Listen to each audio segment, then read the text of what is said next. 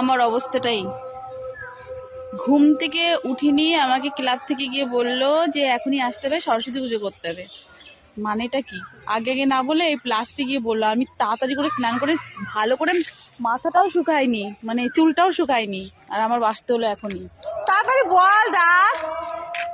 এই যে আমাদের স্কুল মাঠ, যে স্কুল, আর এই যে ক্লাব, এই যে ক্লাব।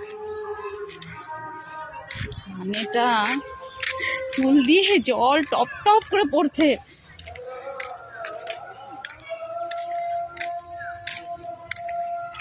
ওদের পাত্তা নেই, ক্লাবের ছেলেদের। একজন গিয়ে আমাকে বলে আসলো, আর আমি কানের পরিনি। মানে কেমন লাগছে, আমি ঘুমানোর সময় কানের সব কিছু খুলেই ঘুমাই, কানের তো প্রবলেম হয়, শোয়ার সময় ঘুমাতে ডিস্টার্ব হয়। আর আমাকে বললো তাড়াতাড়ি আসতে, আমি এসে দেখি কেউ নেই, এখন সব কিছু আনতে গেছে।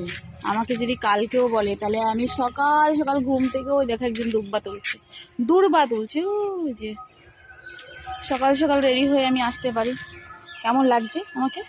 একদম বেকার। কি বলবো, ভাল লাগছে না। আমি ভালো আজকে একটু ঘরে কাজ টাজ করে ফ্রেশ হয়ে সেজে গুজে বেরোবো।